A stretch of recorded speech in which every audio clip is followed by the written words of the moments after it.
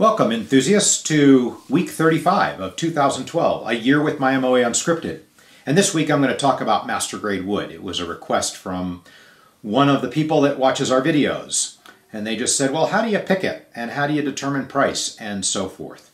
Well, first of all, something that I've told you, I think, before is that at Mya-Moe, and I think with most builders, the difference between what we call our tradition grade, we call it common to have a word for it, but our tradition grade of wood and master grade wood, the differences are all aesthetic and not at all acoustic. And it really comes down to rarity. Here we have the 100th ukulele that we built at Mya-Moe. It is red cedar on the top, and on the back it is Macassar ebony. It's master grade wood. Why? Macassar ebony is very rare. It's hard to find, and when we can find it, it's very expensive. And you know, in today's world, communication happens quickly and economic business models are very efficient. By that, I mean that very quickly, the people that are cutting down the trees and milling the trees, if they know it's going for instruments, and if they know it's something special, well, then they price it accordingly. And by the time it gets to us, it's priced accordingly.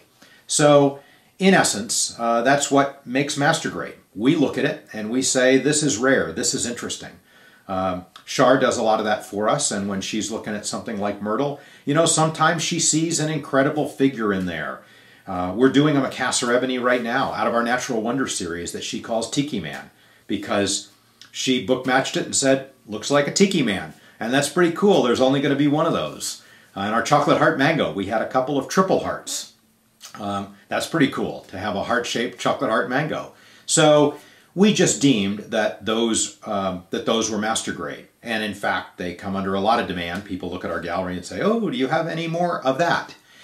Another related question that people ask is on acoustics. And they say, you know, is a straight-grained wood acoustically superior? Well, I did a video last week on hypothesis versus theory.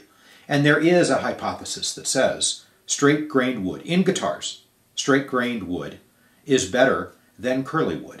And then there are explanations for, or guesses at why this might be the case. The curl disturbs the sound waves, etc. Well, one of the interesting things about the ukulele, to me, and I built guitars early on, is that the ukulele, on one hand, is much more challenging. Like anything miniaturized, the smaller it is, the harder it is to do. What I think of as the success envelope is smaller.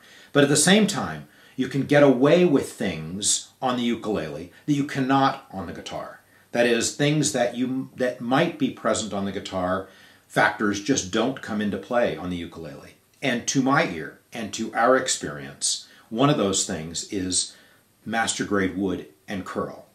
We don't hear a difference between, say, master grade koa, highly curly koa, and straight grain koa.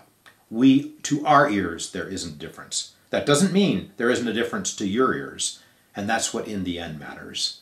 But that's where master grade comes from, and that's how we deal with it. All right, and I'll see you next week.